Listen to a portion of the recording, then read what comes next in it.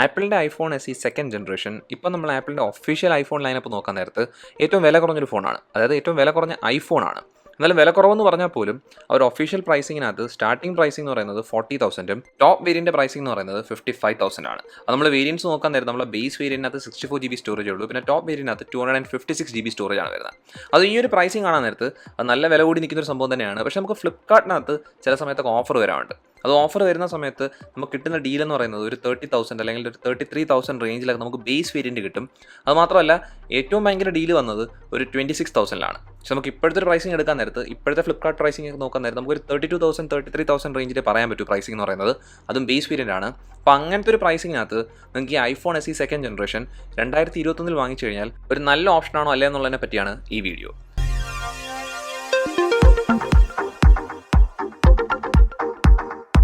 നമ്മൾ ഈ iPhone SEയുടെ pricing നോക്കിയ സമയത്ത്, അതായത് സെക്കൻഡ് ജനറേഷൻ്റെ പ്രൈസിംഗ് നോക്കി കഴിഞ്ഞപ്പോൾ ആ പ്രൈസിംഗ് എന്ന് പറയുന്നത് നമുക്ക് ഒരു ആൻഡ്രോയിഡിൻ്റെ ബഡ്ജറ്റ് ഫോണായിട്ട് കമ്പയർ ചെയ്യാൻ പറ്റാത്തൊരു പ്രൈസിംഗ് ആണ്. പക്ഷേ നമുക്ക് ഗൂഗിളിൻ്റെ Pixel 4 ആയിട്ട് കമ്പയർ ചെയ്യാൻ പറ്റുന്ന ഒരു പ്രൈസിംഗ് തന്നെയാണ്. അതും നമ്മളിവിടെ ഈ വേരിയൻസ് ഒക്കെ എടുത്ത് കണ്ടു കഴിഞ്ഞു. അതിനകത്ത് തന്നെ ഞാൻ ആദ്യം തന്നെ റെക്കമെൻഡ് ചെയ്യുന്ന കാര്യം എന്ന് വെച്ച് കഴിഞ്ഞാൽ നിങ്ങൾ ഒരിക്കലും ഒരു 64 GB സ്റ്റോറേജ് വേരിയൻറ്റ് എടുക്കരുത്. അതെന്ന് വെച്ച് കഴിഞ്ഞാൽ ഒരുപാട് കുറവാണ്. അപ്പോൾ ആ സമയത്ത് നമ്മൾ ഒരുപാട് വീഡിയോയും ഫോട്ടോ ഒക്കെ എടുക്കുന്ന ഒരു വ്യക്തിയാണെങ്കിൽ പെട്ടെന്ന് തന്നെ അത് നിറയും ചെയ്യും. അപ്പോൾ അതുകൊണ്ട് 128 GB സ്റ്റോറേജ് നോക്കാവും. അപ്പോൾ അങ്ങനെ നോക്കാൻ നേരത്ത് ഈ ഫോണിനകത്ത്, ഈ ഐഫോൺ SE സെക്കൻഡ് ജനറേഷനകത്ത് ഇപ്പോൾ നോക്കിയാൽ പോലും ഒരുപാട് നല്ല ഫീച്ചേഴ്സ് ഉണ്ട്. പക്ഷേ ഇതിനകത്ത് ഒരു കാര്യം ഇപ്പോഴും വളരെ മോശമായിട്ട് തന്നെ നിൽക്കുകയാണ്.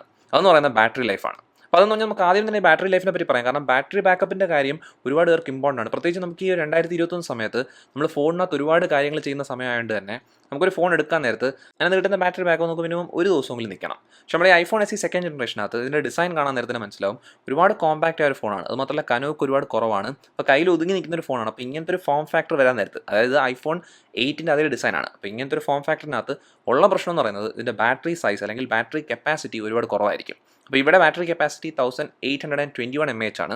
അപ്പോൾ അങ്ങനെ വന്നുകൊണ്ട് നമുക്കിപ്പോൾ എത്ര രീതിയിലുള്ള ഫോൺ എന്ന് പറഞ്ഞാൽ, അതായത് നമുക്ക് ഒരുപാട് ഒപ്റ്റിമൈസേഷനുള്ള ഫോണൊന്നും അല്ലെങ്കിൽ സ്ക്രീൻ ചെറുതാണ്, സ്ക്രീൻ ഒരുപാട് പവർ എടുക്കുന്നുള്ള ഒരു ഫോൺ അല്ലെന്ന് പറഞ്ഞാൽ പോലും നമുക്ക് ബാറ്ററി ബാക്കപ്പ് അങ്ങനെ ഭയങ്കരമായിട്ട് വരത്തില്ല. ഇതിൽ നമുക്ക് കിട്ടുന്ന സ്ക്രീൻ ഓൺ ടൈം ഈ ഐഫോൺ SE സെക്കൻഡ് ജനറേഷനകത്ത് ഇപ്പോൾ iOS 14 റൺ ചെയ്യുന്ന സമയത്ത് നമുക്ക് കിട്ടുന്ന സ്ക്രീൻ ഓൺ ടൈം എന്ന് വെച്ച് കഴിഞ്ഞാൽ ഒരു 3.5 മണിക്കൂർ അല്ലെങ്കിൽ ഒരു 4 മണിക്കൂർ റേഞ്ചിലാണ്. ഇതൊക്കെ മാക്സിമം വരുന്നൊരു സ്ക്രീൻ ഓൺ ടൈമാണ്. അത് നമ്മൾ നല്ലൊരു ഹെവി യൂസർ ആണെങ്കിൽ അതിനെക്കാട്ടിയും താഴേക്കായിരിക്കും വരുന്നത്. അതായത് ഒരു 3 മണിക്കൂർ റേഞ്ചിലൊക്കെ സ്ക്രീൻ ഓൺ ടൈം വരും. അപ്പോൾ അങ്ങനെ വരാൻ നേരത്ത് നിങ്ങൾക്ക് ഒരു ഹെവി യൂസർ അല്ലെങ്കിൽ ഒരു അത്യാവശ്യം ഒരു ആവറേജ് യൂസർ ആണെങ്കിൽ പോലും ബാറ്ററി ലൈഫിനകത്ത് നിങ്ങൾക്ക് പ്രശ്നം വരും. അതുകൊണ്ട് തന്നെ നിങ്ങൾ അങ്ങനത്തെ ഒരു യൂസർ ആണെങ്കിൽ നിങ്ങൾ ഈ ഐഫോൺ SE സെക്കൻഡ് ജനറേഷൻ എടുക്കേണ്ടതെന്നേ ഞാൻ പറയൂ. കാരണം നമുക്ക് ഈ പ്രൈസിങ്ങിനെക്കാട്ടിയും കുറച്ചും കൂടെ കൊടുത്തു കഴിഞ്ഞാൽ ഐഫോൺ 10R കിട്ടും. അല്ലെങ്കിൽ നമുക്ക് ആൻഡ്രോയിഡിനകത്ത് ഇതിനെക്കാട്ടിയും കുറേ ബെറ്റർ ഓപ്ഷൻസ് വരുന്നുണ്ട്. അപ്പോൾ അതുകൊണ്ട് തന്നെ നിങ്ങൾക്ക് ബാറ്ററി എന്ന് പറഞ്ഞ കാര്യത്തിനകത്ത് പ്രശ്നം ഉണ്ടെങ്കിൽ നിങ്ങൾക്ക് ഈ വീഡിയോയുടെ റിവ്യൂ ഇവിടെ തീരുന്നുണ്ട്. കാരണം എന്ന് വെച്ച് കഴിഞ്ഞാൽ നിങ്ങൾക്ക് ഈ ഫോൺ എടുത്തിട്ട് കാര്യമില്ല. പക്ഷേ നിങ്ങൾക്ക് ബാറ്ററിക്കകത്ത് അങ്ങനെ വലിയ പ്രശ്നമില്ല. കാരണം നിങ്ങളൊരു ലൈറ്റ് യൂസർ ആണ്, അല്ലെങ്കിൽ നിങ്ങൾക്ക് വേണ്ടത് ഒരു ചെറിയ ഫോണാണ്.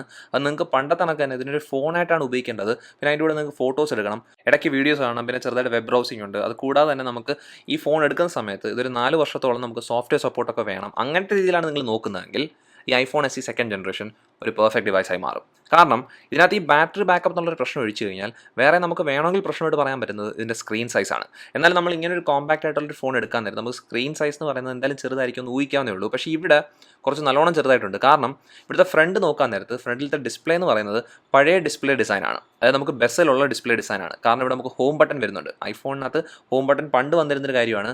നമുക്ക് ഐഫോൺ 8ഓടെ നിന്നാണ്. പക്ഷേ നമുക്ക് ഇവിടെ ഈ iPhone SE second generation iPhone 8ൻ്റെ ഡിസൈൻ ആയതുകൊണ്ട് തന്നെ ഹോം ബട്ടൺ വരുന്നുണ്ട്. അത് ഈ ഹോം ബട്ടണിനകത്ത് വരുന്ന ടച്ച് ID ഏറ്റവും ബെസ്റ്റ് അൺലോക്കിംഗ് മെത്തേഡാണ്. നല്ല ഫാസ്റ്റാണ്, ആക്യുറേറ്റ് ആണ്. അത് ഇതൊരു ഫിസിക്കൽ ഹോം ബട്ടൺ അല്ല. അതായത് നമുക്കിത് ചീത്തയാവുന്നുള്ള പേടി വേണ്ട. കാരണം ഇതൊരു ഗ്ലാസ് പോർഷൻ മാത്രമാണ്. ഇതും ഈ ഫോണിൽ വരുന്ന വൈബ്രേഷൻ സിസ്റ്റമായ ടാപ്റ്റിക് എഞ്ചിനും കൂടി നമുക്ക് പ്രോപ്പറായിട്ടുള്ളൊരു ഹോം ബട്ടൺ പ്രസ് ചെയ്യുന്ന ഫീഡ്ബാക്ക് കിട്ടുന്ന രീതിയിലാണ് ചെയ്തേക്കുന്നത്. അത് കൂടാതെ തന്നെ നമുക്ക് ഇവിടുത്തെ ഡിസ്പ്ലേയിലേക്ക് നോക്കാൻ നേരത്ത് ഇതൊരു 4.7 ഇഞ്ച് ഡിസ്പ്ലേ ആണ്. മുകളിലും താഴെ നമ്മൾ കണ്ട കാര്യമാണ്. നല്ല വലിയ ബെസൽസ് ഉണ്ട്. സൈഡിൽ വലിയ കുഴപ്പമില്ലാത്ത ബെസൽസ് ആണ്. അതൊരു ഡിസ്പ്ലേ എന്ന് പറയുന്നത് IPS LCD പാനലാണ്. പക്ഷേ ആപ്പിളിൻ്റെ LCD പാനലിനകത്ത് എനിക്ക് ഒരിക്കലും ഒരു പ്രശ്നം തോന്നിയിട്ടില്ല. കാരണം നല്ല ക്വാളിറ്റിയുള്ള പാനലാണ്. അതിന് നമുക്ക് ബ്രൈറ്റ്നസ് എടുക്കുകയാണെങ്കിലോ അല്ലെങ്കിൽ നമ്മൾ വ്യൂയിങ് ആംഗിൾസ് നോക്കാൻ നേരത്തോ അതിനകത്തൊന്നും ഒരു കുഴപ്പം വരത്തില്ല. പിന്നെ അതിനൊക്കെ കളേഴ്സൊക്കെ നോക്കാൻ നേരത്തെ നല്ല ഷാർപ്പായിട്ടാണ് നിൽക്കുന്നത്. പക്ഷേ എന്നാലും ഇവിടുത്തെ റെസൊല്യൂഷൻ എന്ന് പറയുന്നത് നമുക്ക് 1080p ഒന്നും കിട്ടുന്നില്ല. 720pനെക്കാട്ടിയും കുറച്ച് കൂടുതൽ മാത്രമേ ഉള്ളൂ. അതുകൊണ്ട് തന്നെ നമുക്ക് ഇവിടുത്തെ പിക്സൽ ഡെൻസിറ്റി 326 ppi ഉള്ളൂ. പക്ഷേ അത് കാണുമ്പോഴത്തേക്ക് നമുക്ക് ഒരു മോശമായ ഡിസ്പ്ലേ ആയിട്ട് തോന്നുമെങ്കിലും ഈ ഡിസ്പ്ലേ ഉപയോഗിക്കുന്ന സമയത്ത് നല്ലൊരു എക്സ്പീരിയൻസ് ആണ് കിട്ടുന്നത്. പക്ഷേ എന്നാലും ഇവിടെ ഒരു കാര്യം ശ്രദ്ധിക്കേണ്ടതെന്ന് വെച്ച് കഴിഞ്ഞാൽ ഇത് ഒരുപാട് ചെറിയൊരു ഡിസ്പ്ലേ ആണ്. അപ്പോൾ അതുകൊണ്ട് തന്നെ ഇപ്പോഴത്തെ വീഡിയോ ഫോമാറ്റിനകത്ത് നമ്മളിപ്പോൾ യൂട്യൂബൊക്കെ കാണുവാണെങ്കിൽ നമുക്ക് പ്രശ്നങ്ങൾ വരും. കാരണം നമുക്ക് ആ ഒരു പ്രോപ്പർ എക്സ്പീരിയൻസ് കിട്ടത്തില്ല. അതിനൊക്കെ നമ്മൾ ഗെയിമിംഗ് നോക്കാൻ നേരത്ത് തന്നെ നമുക്ക് ഗെയിമിംഗ് ഒക്കെ ഭയങ്കര പാടാണ്. പക്ഷേ ഞാൻ ആദ്യം പറഞ്ഞൊരു കാര്യം ഉണ്ടായിരുന്നു, ബാറ്ററി ബാക്കപ്പിനകത്ത് പ്രശ്നം ഉള്ളതുകൊണ്ട് തന്നെ നിങ്ങൾ ഈ ഒരു ഫോൺ എടുത്തു കഴിഞ്ഞാൽ ഒരുപാട് ഗെയിമിംഗ് ചെയ്യാത്തൊരു വ്യക്തിയായിരിക്കും നിങ്ങൾ. അപ്പോൾ അങ്ങനെ നോക്കുമ്പം നമുക്ക് ആ ഗെയിമിംഗ് പ്രശ്നം എന്ന് പറയുന്നത് എടുത്ത് പറയേണ്ട ആവശ്യമില്ല. പക്ഷേ വീഡിയോ കാണുന്ന സമയത്ത് നമുക്ക് ഇപ്പോഴത്തെ രീതിയിലുള്ള ഫോമാറ്റിനകത്ത് വീഡിയോ കാണുവാണെങ്കിൽ നമുക്ക് നല്ലൊരു എക്സ്പീരിയൻസ് കിട്ടത്തില്ല. അപ്പോൾ ഇവിടെ വേറൊരു കാര്യം കൂടി ശ്രദ്ധിക്കുന്നത് വെച്ച് കഴിഞ്ഞാൽ ഈ ഡിസ്പ്ലേക്കകത്ത് ആപ്പിളിൻ്റെ ഏറ്റവും വില കൂടിയ ഫോൺസിനകത്തുള്ള ഡിസ്പ്ലേ ടെക്നോളജി എല്ലാം വരുന്നുണ്ട്. അതായത് നമുക്കിവിടെ ട്രൂ ടോൺ ഉണ്ട്, അത് കൂടാതെ അതിനകത്ത് കിട്ടുന്ന ഹാപ്റ്റിക് ടച്ച് ആണ്. ഹാപ്റ്റിക് ടച്ച് എന്ന് പറഞ്ഞാൽ 3D ടച്ച് കണക്കല്ല, പക്ഷേ എന്നാലും അത്യാവശ്യം നല്ലൊരു ഫീച്ചറാണ്. അപ്പോൾ അങ്ങനത്തെ കാര്യങ്ങളൊക്കെ കിട്ടുന്നുണ്ട്. അപ്പോൾ ആ രീതി നോക്കാൻ നേരത്തെ ഡിസ്പ്ലേക്കകത്ത് ക്വാളിറ്റിക്കകത്തൊന്നും എനിക്കൊരു പ്രശ്നം പറയില്ല. പക്ഷേ ഡിസ്പ്ലേയുടെ സൈസ് എന്ന് പറയുന്നത് ചെറുതാണ്. പക്ഷേ ഞാൻ എടുത്ത് പറയുന്നുണ്ട്, നിങ്ങൾ ഈ ഒരു കോമ്പാക്റ്റ് ആയിട്ടുള്ള ഒരു ഫോൺ വാങ്ങിക്കാൻ നേരത്ത് നിങ്ങൾക്ക് ആ ഒരു ഡിസ്പ്ലേ സൈസ് പ്രശ്നമായിട്ട് വരാൻ സാധ്യതയില്ല. അതും ഈ കോമ്പാക്റ്റ് ആയിട്ടുള്ള സൈസിൻ്റെ കാര്യം പറയാൻ നേരത്ത് അതാണ് ഈ ഫോണിൻ്റെ വേറൊരു ഭയങ്കര ഹൈലൈറ്റ് എന്ന് പറയുന്നത്. അതായത് ഇപ്പോൾ ഉള്ള വലിയ ഫോൺസിൽ നിന്ന് വ്യത്യസ്തമായ രീതിയിലാണ് ഈ ഐഫോൺ SE സെക്കൻഡ് ജനറേഷൻ വന്നേക്കുന്നത്. അത് ഈ ഐഫോൺ SE സെക്കൻഡ് ജനറേഷൻ്റെ ഒരു പ്രീമിയം വേർഷനാണ് iPhone 12 mini എന്ന് പറയുന്നത്. അതായത് നമുക്ക് കുറച്ചും കൂടി ഒരു ഹൈ എൻഡ് വേർഷനായിട്ട് കണക്കാക്കാം. പക്ഷേ നമുക്ക് ഇവിടെ ഈ ഫോൺ എടുക്കാൻ നേരത്ത് ഇതിൻ്റെ മെറ്റീരിയൽസ് നോക്കുവാണെങ്കിൽ പോലും നമുക്ക് പ്രീമിയം ടച്ച് ഇവിടെ കിട്ടുന്നുണ്ട്. കാരണം നമുക്ക് ഫ്രണ്ടിലും ബാക്കിലും ഗ്ലാസ് ആണ് വരുന്നത്, പിന്നെ സൈഡിൽ അലുമിനിയം ഫ്രെയിമാണ്. അത് ഇവിടുത്തെ പെർഫെക്ഷൻ എന്ന് പറയുന്നത് നമ്മൾ എടുത്തു പറയേണ്ട ഒരു കാര്യമാണ്. ബട്ടൺസിനകത്ത് ഒരു നല്ല ക്വാളിറ്റി ഉണ്ട്. പിന്നെ നിങ്ങൾക്ക് ഇവിടെ ഈ ഫോൺ വളയുന്ന പ്രശ്നം വരുമോ ഇല്ലെന്ന് സംശയം ഉണ്ടെങ്കിൽ അങ്ങനെ ഒന്നും വരത്തില്ല. അതുകൂടാതെ ഇവിടുത്തെ ചാർജിങ് പോർട്ട് എന്ന് പറഞ്ഞാൽ ലൈറ്റിംഗ് പോർട്ടാണ്, അതിനും കംപ്ലയിൻ്റ് ഇല്ല. അതുകൂടാതെ തന്നെ എടുത്തു പറയേണ്ട ഒരു കാര്യം എന്ന് വെച്ച് കഴിഞ്ഞാൽ ഈ ഫോൺ നമുക്ക് IP റേറ്റിംഗ് ഒക്കെ വരുന്നുണ്ട്. IP67 റേറ്റഡ് ഫോണാണ്. അതായത് നമുക്ക് വാട്ടർ റെസിസ്റ്റൻസ് കിട്ടുന്നുണ്ട്. 1 മീറ്ററിൽ നമുക്ക് 30 മിനിറ്റിലേക്കുള്ള വാട്ടർ റെസിസ്റ്റൻസ് ആണ് വരുന്നത്. അതൊരു നല്ല കാര്യമാണ്. കാരണം ഈ ഒരു ബഡ്ജറ്റിനകത്ത് സാധാരണ നമുക്ക് ഫോൺസിൽ അങ്ങനെ വരുന്നില്ല. അപ്പോൾ ഇതെല്ലാം കൂടെ വെച്ച് നമുക്ക് ഇങ്ങനെ കോമ്പാക്റ്റ് ആയിട്ടുള്ള ഫോണിനകത്ത് ഇത്രയും നല്ലോണം കാര്യങ്ങൾ വരുന്നുണ്ട് തന്നെ എനിക്ക് ഇതിൻ്റെ ഡിസൈനും ബിൽഡ് ക്വാളിറ്റിയും ഒരുപാട് ഇഷ്ടപ്പെട്ടിട്ടുണ്ട്. പക്ഷേ നമുക്ക് ഈ ഡിസൈൻ നോക്കാൻ നേരത്ത് ഫ്രണ്ടിൽ നിന്ന് കാണുമ്പോൾ 2014-15 ഫോണിൻ്റെ ഡിസൈൻ കണക്ക് തോന്നും. പക്ഷേ നമുക്ക് അല്ലാത്ത രീതി നോക്കാൻ നേരത്ത് നല്ലൊരു ഡിസൈൻ തന്നെയാണ്. പ്രത്യേകിച്ച് നമ്മളിവിടെ ബാക്കിൽ നോക്കാൻ നേരത്ത് തന്നെ നമുക്കൊരു ക്യാമറ ഉണ്ടെങ്കിൽ പോലും ആ ക്യാമറ ഒരുപാട് പുറത്തേക്കൊന്നും നിൽക്കില്ല. അപ്പോൾ ആ അർത്ഥത്തിലും കൊള്ളാം. അതുപോലെ ഈ ക്യാമറ എന്ന് പറയുന്നത്, ഈ ബാക്കിലത്തെ ഒരു ക്യാമറ എന്ന് പറയുന്നത് സാധാരണ നമുക്ക് ഇങ്ങനെ ഒരു ക്യാമറ ആകുമ്പോഴത്തേക്കും ഇപ്പോഴത്തെ ഒരു സമയത്ത് അതൊരു മോശമായ കാര്യമായിട്ട് ഒരുപാട് പേർക്ക് തോന്നും. പക്ഷേ ഇവിടുത്തെ ഈ ക്യാമറ സിസ്റ്റം നല്ലൊരെണ്ണം തന്നെയാണ്. കാരണം നമുക്കൊരു 4-5 ക്യാമറ തരുന്നതിനകത്തല്ല വലിയ കാര്യം എന്ന് പറയുന്നത്, ആ തരുന്ന ക്യാമറ എങ്ങനെ പെർഫോം ചെയ്യുന്നുള്ളതിനകത്താണ് കാര്യം. അതിവിടെ ഈ വന്നേക്കുന്ന ഒരു ക്യാമറ എന്ന് പറയുന്നത് ഒരു വൈഡ് ആംഗിൾ ക്യാമറയാണ്. ഇതൊരു 12 മെഗാ പിക്സൽ ക്യാമറയാണ്. ഇതിൻ്റെ ആപ്പേച്ചർ f1.8 ആണ്. അതിനകത്ത് ഒപ്റ്റിക്കൽ ഇമേജ് സ്റ്റെബിലൈസേഷനും കാര്യങ്ങളൊക്കെ വരുന്നുണ്ട്. ഇപ്പോൾ ഈ ക്യാമറയുടെ ഹാർഡ്വെയർ നമുക്ക് തിരക്കേടില്ലാത്ത രീതിയിലാണ് വന്നേക്കുന്നത്. അതും ഈ ക്യാമറയുടെ ഹാർഡ്വെയറിൻ്റെ കൂടെ തന്നെ ഏറ്റവും നല്ല പ്രോസസ്സിംഗ് വരുന്നുണ്ട്. അത് ഇവിടുത്തെ പ്രൊസർ കാരണമാണ്, നമുക്ക് പിന്നെ നോക്കാം. പക്ഷേ ഇവിടുത്തെ ഈ പ്രോസസ്സിങ്ങിൻ്റെ കാര്യം പറഞ്ഞപ്പോൾ തന്നെ നമുക്ക് ഏറ്റവും നല്ല പ്രോസസ്സിംഗ് ആണ് ഈ ക്യാമറയ്ക്കകത്ത് കിട്ടുന്നത്. അതുകൊണ്ട് നമുക്ക് വരുന്ന ഫോട്ടോസ് എന്ന് പറയുന്നത് നല്ല ക്വാളിറ്റി ഉള്ളതാണ്. പ്രത്യേകിച്ചും നല്ല ലൈറ്റിങ്ങിൽ അല്ലെങ്കിൽ കുറച്ച് ലൈറ്റ് കുറഞ്ഞൊരു സിറ്റുവേഷനിൽ എടുത്താൽ പോലും നല്ല പെർഫെക്റ്റ് ആയിട്ടുള്ള ഫോട്ടോസാണ് കിട്ടുന്നത്. നല്ല ഡൈനാമിക് റേഞ്ച് ഉണ്ട്. അതിലൂടെ തന്നെ നമുക്ക് ഷാർപ്നെസ് ഒക്കെ എടുത്ത് നിൽക്കുന്ന രീതിയിലാണ്. ക്ലാരിറ്റിക്കകത്തൊന്നും ഒരു ഇഷ്യൂസും ഇല്ല. അത് നമുക്ക് നല്ല ലൈറ്റിംഗ് ഉള്ള സമയത്ത് ഈ ഫോൺ എടുക്കുന്ന ഫോട്ടോസ് നമ്മളൊരു 50,000-60,000 റേഞ്ചിലുള്ള ഫോണായിട്ട് കമ്പയർ ചെയ്താൽ പോലും അതിനൊപ്പം നിൽക്കുന്ന രീതിയിലുള്ള ഫോട്ടോസാണ്. പക്ഷേ ലൈറ്റ് കുറയുമ്പോൾ, അതായത് ലൈറ്റ് ഒരുപാട് ഇല്ലാത്ത സമയമായി വരാൻ നേരത്ത് നമുക്ക് ഈ ഫോണിനകത്ത് night mode support stock camera അല്ലെങ്കിൽ ഡിഫോൾട്ട് ക്യാമറ ആപ്പിനകത്ത് വരാത്തതുകൊണ്ട് നമുക്ക് അതിനകത്ത് പ്രശ്നങ്ങൾ വരും. പക്ഷേ നിങ്ങൾക്ക് വേണമെങ്കിൽ തേർഡ് പാർട്ടി ആപ്പ് ഡൗൺലോഡ് ചെയ്യാം. ന്യൂറൽ ക്യാം എന്ന് പറഞ്ഞ ആപ്പ് ഉണ്ട്. അപ്പോൾ അത് ഡൗൺലോഡ് ചെയ്ത് കഴിഞ്ഞാൽ നമുക്ക് നൈറ്റ് ഫോട്ടോസ് എടുക്കുമ്പോഴും അധികം ഇഷ്യൂസ് ഇല്ലാത്ത രീതി കിട്ടുന്നുണ്ട്.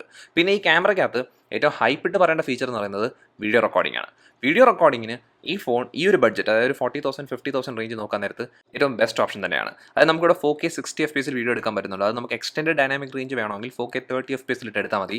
അത് ഈ എടുക്കുന്ന വീഡിയോസിൻ്റെ ക്വാളിറ്റി എന്ന് പറഞ്ഞു കഴിഞ്ഞാൽ പെർഫെക്റ്റ് ആണ്, നല്ല സ്റ്റേബിൾ ആണ്. അതിൻ്റെ കൂടെ തന്നെ കളേഴ്സ് എല്ലാം എടുത്തുകൊണ്ട് ഫോക്കസിങ് ഇഷ്യൂസ് അങ്ങനത്തെ ഒരു കുഴപ്പങ്ങളും വരത്തില്ല. അപ്പോൾ വീഡിയോ റെക്കോർഡിങ്ങിന് ഈ iPhone SE സെക്കൻഡ് ജനറേഷൻ നല്ലൊരു ഓപ്ഷൻ തന്നെയാണ്. പിന്നെ നമ്മൾ ഫ്രണ്ട് ക്യാമറയിലേക്ക് വരാൻ നേരത്ത് ഫ്രണ്ടിൽ വന്നേക്കുന്ന ക്യാമറ ഒരു 7 മെഗാ പിക്സൽ ക്യാമറയാണ്. ഇതിൻ്റെ ആപ്പേച്ചർ എന്ന് പറയുന്നത് f2.2 ആണ്. അതും ഈ ഫ്രണ്ട് ക്യാമറ വെച്ചെടുക്കുന്ന ഫോട്ടോസ് എന്ന് പറയുന്നത് തിരക്കേടില്ലാത്ത ഫോട്ടോസാണ്. നമുക്ക് നല്ല സിറ്റുവേഷനൊക്കെ ആണെങ്കിൽ നമുക്ക് കുഴപ്പമില്ല തന്നെ വരുന്നുണ്ട്. നമുക്ക് അത്യാവശ്യം ഡീറ്റെയിൽസ് ഒക്കെ വരുന്നുണ്ട്. പക്ഷേ എന്നാലും ഞാൻ ഈ ഫ്രണ്ട് ക്യാമറ എന്ന് പറഞ്ഞാൽ ഈ ഒരു ബഡ്ജറ്റ്, അതായത് 50,000 അല്ലെങ്കിൽ 40,000 റേഞ്ചിൽ ഏറ്റവും നല്ലതെന്ന് പറയത്തില്ല. പക്ഷെ നമുക്ക് വീഡിയോ എടുക്കുന്ന സമയത്ത് ആ ഒരു കാര്യം നോക്കാൻ നേരത്തെ ഈ ഫ്രണ്ട് ക്യാമറ അപ്പം നല്ലതായിട്ട് തന്നെ നിൽപ്പുണ്ട്. നമുക്ക് 1080p 30 FPS വീഡിയോ എടുക്കാൻ പറ്റുള്ളൂ. പക്ഷേ എന്നാലും ആ എടുക്കുന്ന വീഡിയോയ്ക്ക് നല്ല സ്റ്റെബിലൈസേഷനും ഉണ്ട്, അത്യാവശ്യം നല്ല ഫോക്കസിങ്ങും ഉണ്ട്. അതുകൊണ്ട് തന്നെ നമുക്കൊരു വ്ളോഗിങ് ചെയ്യണമെങ്കിൽ ഈ iPhone SE സെക്കൻഡ് ജനറേഷൻ്റെ ഫ്രണ്ട് ക്യാമറ നല്ലൊരെണ്ണമാണ്. അപ്പോൾ ഇവിടുത്തെ ക്യാമറ സിസ്റ്റം എന്ന് പറയുന്നത് ഈ ഒരു ബഡ്ജറ്റിനകത്ത് ഈ ഒരു ഫോം ഫാക്ടർ കിട്ടുന്നതിനകത്ത് ഏറ്റവും ബെസ്റ്റ് ക്യാമറ ഓപ്ഷൻ തന്നെയാണ്. നമ്മൾ ഫോട്ടോ എടുക്കുകയാണെങ്കിലോ അല്ലെങ്കിൽ വീഡിയോ എടുക്കുകയാണെങ്കിലോ അത് അങ്ങനെ തന്നെയാണ് വരുന്നത്. പിന്നെ ഇവിടെ നമ്മൾ ഈ പ്രോസസ്സിങ്ങിൻ്റെ കാര്യം പറഞ്ഞായിരുന്നു. ഈ ഫോട്ടോ എടുക്കുന്ന സമയത്ത് അതിന് ഏറ്റവും നല്ലോണം വന്നേക്കുന്നതിൻ്റെ പ്രൊസറാണെന്നും പറഞ്ഞായിരുന്നു. അതാണ് ഇവിടുത്തെ ഏറ്റവും ഹൈപ്പായിട്ട് നിൽക്കുന്ന വേറൊരു കാര്യം. അതെന്ന് വെച്ച് കഴിഞ്ഞാൽ ഇവിടെ ഉപയോഗിക്കുന്ന പ്രൊസർ A13 ബയോണിക് ചിപ്പാണ്. അത് 2019 ആപ്പിളിൻ്റെ ഫ്ലാഗ്ഷിപ്പ് പ്രൊസറായിരുന്നു. അത് നമുക്ക് ഇതിനകത്ത് ഉള്ള ഗുണമെന്ന് വെച്ച് കഴിഞ്ഞാൽ നമുക്ക് ഈ പ്രൊസറിനകത്ത് പെർഫോമൻസിനകത്ത് ഒരു ഇഷ്യൂസും ഇപ്പോഴും ഇല്ല. അത് കൂടാതെ തന്നെ ഈ ഒരു പ്രൊസർ വന്നേക്കുന്നുണ്ട് ഈ ഫോണിനകത്ത് നമുക്ക് സോഫ്റ്റ്വെയർ സപ്പോർട്ട് ഒരു 4 വർഷം കൂടെ കിട്ടാൻ എന്തായാലും സാധ്യതയുണ്ട്. അങ്ങനെ നോക്കാൻ നേരത്ത് ഇത് ഏറ്റവും കൂടുതൽ ലാസ്റ്റ് ചെയ്യുന്ന ഒരു ഫോണായിരിക്കും. അപ്പോൾ ആ അർത്ഥത്തിലാണ് ഈ ഫോണിനകത്ത് വേറെ ഹൈപ്പായിട്ട് നിൽക്കുന്നത്. പിന്നെ പെർഫോമൻസിൻ്റെ കാര്യത്തിൽ അധികം പറഞ്ഞില്ലേ, നമുക്ക് ഒരിക്കലും പേടിക്കേണ്ട ആവശ്യമില്ല. ലാഗോ അല്ലെങ്കിൽ എന്തെങ്കിലും ഒരു ഇഷ്യൂസ് വരുമോ നിങ്ങൾ ഒരിക്കലും പേടിക്കേണ്ട. അങ്ങനത്തെ ഒരു കുഴപ്പവും വരാത്തൊരു പ്രൊസറാണ് ഈ A13 ബയോണിക് ചിപ്പ്. ഇവിടുത്തെ RAM 3GB ഉള്ളൂ. പക്ഷേ 3GB RAM മതി iOS-ന്. അതുകൊണ്ട് തന്നെ നമുക്ക് RAM മാനേജ്മെൻറ്റിനകത്ത് എനിക്ക് കുഴപ്പമൊന്നും തോന്നിയിട്ടില്ല. ഒരു 6 തൊട്ട് 7 ആപ്പൊക്കെ ഇപ്പോഴും iOS 14 ഓപ്പണായി കിടപ്പുണ്ട്. പിന്നെ സ്റ്റോറേജിനകത്ത് ഞാൻ എടുത്ത് പറഞ്ഞ കാര്യങ്ങൾ ശ്രദ്ധിച്ചോണം. 120 GB സ്റ്റോറേജ് ഓപ്ഷനെ നോക്കാവൂ, 64 GB സ്റ്റോറേജ് ഓപ്ഷൻ നോക്കരുത്. അപ്പോൾ അതാണ് ഇവിടുത്തെ പ്രൊസറിൻ്റെ കാര്യങ്ങൾ. പിന്നെ ഇതിനകത്ത് അടുത്തെടുത്ത് പറയാനുള്ള കുറച്ച് കാര്യങ്ങൾ എന്ന് വെച്ച് കഴിഞ്ഞാൽ ഈ ഫോണിൽ നിങ്ങൾക്ക് 5G സപ്പോർട്ട് ഉണ്ടോ എന്ന് സംശയം ഉണ്ടെങ്കിൽ അതില്ല. അപ്പോൾ അതൊരു പോരായ്മയായിട്ട് വരാം. കാരണം എന്ന് വെച്ച് കഴിഞ്ഞാൽ ഇപ്പോൾ നമുക്ക് ഇന്ത്യയിൽ ഒരു 2 വർഷത്തിനുള്ളിൽ പ്രോപ്പറായിട്ട് 5G വരുവാണെങ്കിൽ ഒരു പ്രശ്നമായിട്ട് ഇത് വരാം. പക്ഷേ നമുക്ക് ഇപ്പോൾ ഇന്ത്യയിൽ എന്നാണ് 5G വരാൻ പോകണമെന്നോ അല്ലെങ്കിൽ 5Gയുടെ പ്രൈസിങ്ങോ 5Gയുടെ സ്പീഡിനെ പറ്റിയൊന്നും കറക്റ്റായിട്ട് അറിഞ്ഞൂടാ. അതുകൊണ്ട് തന്നെ അത് ഇപ്പോൾ വലിയ കാര്യമൊക്കെ ആവശ്യമില്ല. എന്നാൽ ഈ ഒരു പ്രൈസിങ്ങിനകത്ത് അത് ശ്രദ്ധിക്കേണ്ട ഒരു കാര്യം തന്നെയാണ്. പിന്നെ ഇവിടെ ബ്ലൂടൂത്ത് വേർഷൻ നോക്കുകയാണെങ്കിൽ അത് നല്ലതാണ്, അത് 5 ആണ്. പിന്നെ വൈഫൈ വേർഷൻ 6 ഉണ്ട്. പിന്നെ നമുക്ക് NFC സപ്പോർട്ട് വരുന്നുണ്ട്. അപ്പോൾ NFC സപ്പോർട്ട് കാരണം നമുക്ക് ആപ്പിൾ പേ കിട്ടുന്നുണ്ട്. പക്ഷേ നമുക്ക് ആപ്പിൾ പേ ഇന്ത്യയിലില്ല. അതുകൊണ്ട് അതിപ്പോൾ ശ്രദ്ധിക്കേണ്ട. അതും പിന്നെ നമുക്ക് ഫ്യൂച്ചറിൽ നോക്കേണ്ട ഒരു കാര്യം തന്നെയാണ്. പിന്നെ സെൻസേഴ്സിൻ്റെ കാര്യത്തിന് അതൊന്നും ഇതിനകത്ത് ആപ്പിൾ ഒരു പ്രശ്നം വരുത്തിയിട്ടില്ല. അതുകണക്ക് തന്നെ ഇവിടുത്തെ സ്പീക്കർ സിസ്റ്റം എന്ന് പറയുന്നത് നമ്മൾ ആദ്യം തന്നെ ഇയർപീസിനെ പറ്റി പറയാം. ഇയർപീസ് എന്ന് പറയുന്നത് നല്ലൊരെണ്ണമാണ്. അതും ഇതിൻ്റെ ഫോം ഫാക്ടർ ഇത്രയും കോമ്പാക്റ്റ് ആയതുകൊണ്ട് തന്നെ നമുക്ക് കോൾ ചെയ്യുന്ന സമയത്ത് നല്ലൊരു എക്സ്പീരിയൻസ് കിട്ടുന്നുണ്ട്. പിന്നെ അതിനൊക്കെ ലൗഡ് സ്പീക്കർ നോക്കാൻ നേരത്ത് നമുക്ക് ഡ്യുവൽ സ്പീക്കേഴ്സാണ്. ഈ ഇയർപീസും ഈ താഴെ കാണുന്ന സ്പീക്കറാണ്. അതിൽ വരുന്ന സൗണ്ട് ക്വാളിറ്റിയും നല്ലോണം തന്നെ കിട്ടുന്നുണ്ട്. ഈ ഒരു ഫോം ഫാക്ടറിന് ഏറ്റവും നല്ല സൗണ്ട് ക്വാളിറ്റിയാണ്, നല്ല ക്ലാരിറ്റിയും അതിനൊക്കെ തന്നെ നല്ല ലൗഡ്നെസ്സും വരുന്നുണ്ട്. പിന്നെ നിങ്ങൾ ശ്രദ്ധിക്കേണ്ട കാര്യങ്ങളാണ് തോന്നുന്നു പറഞ്ഞു കഴിഞ്ഞാൽ ഇവിടെ നമുക്ക് 2 സിം ഉപയോഗിക്കാൻ പറ്റും. അതായത് നമുക്ക് ഒരു സിം എന്ന് പറയുന്നത് നാനോ സിം ആയിരിക്കണം, മറ്റേ സിം എന്ന് പറയുന്നത് ഡിജിറ്റൽ സിം അല്ലെങ്കിൽ ഈ സിം ആയിരിക്കണം. പിന്നെ അതിനൊക്കെ തന്നെ അവസാനം പറയേണ്ട ഒരു കാര്യം എന്ന് വെച്ച് കഴിഞ്ഞാൽ ഇവിടുത്തെ ബാറ്ററിക്കകത്ത് നമ്മൾ ചാർജിങ്ങിൻ്റെ രീതി പറഞ്ഞില്ലായിരുന്നു. ഈ ഫോൺ പെട്ടെന്ന് തന്നെ ചാർജ് ആവും. പ്രത്യേകിച്ച് നമുക്ക് ഫാസ്റ്റ് ചാർജർ സപ്പോർട്ട് ഇവിടെ വരുന്നുണ്ട്. ഫാസ്റ്റ് ചാർജിങ് വെച്ച് നമുക്ക് ഈ ഫോണിനെ പെട്ടെന്ന് ചാർജ് എടുക്കാൻ പറ്റും. പക്ഷേ നമുക്ക് ഇപ്പം ഒരു iPhone SE പുതിയതായിട്ട് വാങ്ങിക്കുവാണെങ്കിൽ, പുതിയ യൂണിറ്റ് ആണെങ്കിൽ അതിൻ്റെ കൂടെ നമുക്ക് ചാർജിങ് ബ്രിക്ക് കിട്ടത്തില്ല. അപ്പോൾ നിങ്ങൾ പ്രത്യേകം വാങ്ങിക്കേണ്ട ഒരു കാര്യമാണ്. പക്ഷേ നമുക്ക് ഫാസ്റ്റ് ചാർജിങ് സപ്പോർട്ട് വരുന്നതുകൊണ്ട് തന്നെ ചാർജിങ് സ്പീഡ് കൂടുതലുണ്ട്. അപ്പോൾ നിങ്ങൾ അത് പേടിക്കേണ്ട ആവശ്യമില്ല. അപ്പോൾ ഇതൊക്കെയാണ് ഈ iPhone SE സെക്കൻഡ് ജനറേഷൻ്റെ മൊത്തത്തിലുള്ള കാര്യങ്ങൾ. അത് 2020 നോക്കാൻ നേരത്ത് ഈ ഫോണിനകത്ത് ഒരുപാട് നല്ല ഫീച്ചേഴ്സ് ഉണ്ട്. ഈ ഒരു ബാറ്ററി പ്രശ്നം അത് കണക്ക് തന്നെ ഡിസ്പ്ലേ ഒരുപാട് ചെറുതായ കാര്യം കൂടെ മാറ്റി വെച്ച് കഴിഞ്ഞാൽ എനിക്ക് തോന്നുന്നു നല്ലൊരു ഫോൺ തന്നെയാണ് ഈ iPhone SE സെക്കൻഡ് ജനറേഷൻ. പക്ഷേ ഈ ഒരു പ്രൈസിങ്ങിന് ഈ ഫോണിൻ്റെ ഒരു പ്രശ്നം എന്ന് വെച്ച് കഴിഞ്ഞാൽ ഇത് എല്ലാവർക്കും വേണ്ടിയുള്ളൊരു ഫോണല്ല. വളരെ കുറച്ച് പേർക്ക്, പ്രത്യേകിച്ചും വളരെ ലൈറ്റ് ആയിട്ടുള്ള യൂസേഴ്സിന് വേണ്ടിയുള്ള ഫോണായിട്ടാണ് എനിക്ക് തോന്നുന്നത്. അത് നിങ്ങൾക്ക് ഫോൺ എന്നുള്ള രീതിയിൽ മാത്രമേ ഇതിനെ നല്ലോണം പറയാൻ പറ്റൂ. അതിൻ്റെ കൂടെ തന്നെ നമുക്ക് ഞാൻ പറഞ്ഞില്ലേ ഫോട്ടോ എടുക്കാൻ നല്ലൊരു ഓപ്ഷൻ, അതിനൊക്കെ നമുക്ക് ഇടയ്ക്ക് എന്തെങ്കിലുമൊക്കെ ബ്രൗസ് ചെയ്യണമെങ്കിൽ അല്ലെങ്കിൽ മെസ്സേജ് അയക്കുക, അങ്ങനത്തെ കാര്യത്തിനൊക്കെ നല്ലൊരു ഫോണാണ്. അല്ലാത്ത രീതിയിൽ നോക്കാൻ നേരത്ത് ഈ iPhone SE സെക്കൻഡ് ജനറേഷൻ ഇപ്പോൾ 2021 ഇത്രയും ഭയങ്കര പ്രൈസ് ടാഗ് കൊടുത്തെടുക്കുന്നതിനകത്ത് ഒട്ടും വേർത്തായിട്ട് എനിക്ക് തോന്നുന്നില്ല. കാരണം നിങ്ങളൊരു 35,000 റേഞ്ചിലൊക്കെ പ്രൈസ് കൊടുക്കുകയാണെങ്കിൽ നിങ്ങൾക്ക് കുറച്ചും കൂടി ഇട്ട് കഴിഞ്ഞാൽ iPhone XR കിട്ടും. അത് iPhone XRനകത്ത് വരുന്ന പ്രൊസസ്സർ ഇതിനെക്കാട്ടി ഒരു വർഷം പഴയൊരു പ്രൊസസ്സറാണെങ്കിൽ പോലും ആ ഫോൺ എന്ന് പറയുന്ന മൊത്തത്തിൽ നല്ലൊരു യൂസർ എക്സ്പീരിയൻസ് ചെയ്യുന്നൊരു ഫോണാണ്. അതാണ് ഞാൻ ഇതിനെക്കാട്ടി എന്തായാലും റെക്കമെൻഡ് ചെയ്യുന്ന ഫോൺ. അത് മാത്രമല്ല നിങ്ങൾ ആ ഒരു ബഡ്ജറ്റിലൊക്കെ നോക്കാൻ നേരത്ത് നിങ്ങൾക്ക് ബെറ്റർ ആയിട്ടുള്ള ഒരുപാട് ആൻഡ്രോയിഡ് ഫോൺസും വരുന്നുണ്ട്. അതുകൊണ്ട് തന്നെ നിങ്ങളൊരു ആവറേജ് യൂസർ ആണെങ്കിൽ പോലും ഞാൻ എന്തായാലും റെക്കമെൻഡ് ചെയ്യുന്ന അങ്ങനത്തെ ഒരു ഫോൺ നോക്കാനായിരിക്കും ഈ iPhone SE സെക്കൻഡ് ജനറേഷനെ കാട്ടിയും. അപ്പോൾ ഇത്രയുള്ള വീഡിയോ എന്ന് പറയുന്നത്. ഈ വീഡിയോ നിങ്ങൾക്ക് ഇഷ്ടപ്പെട്ടെങ്കിൽ ഈ വീഡിയോ ഉറപ്പായിട്ട് ലൈക്ക് ചെയ്യുക. അതുകൂടാതെ ചാനൽ സബ്സ്ക്രൈബ് ചെയ്യുക, ഈ ചാനൽ പ്രൊമോട്ടും ചെയ്യുക. നമുക്ക് എത്രയും പെട്ടെന്ന് അടുത്ത വീഡിയോയിൽ കാണാം. അതുവരെ ബൈ.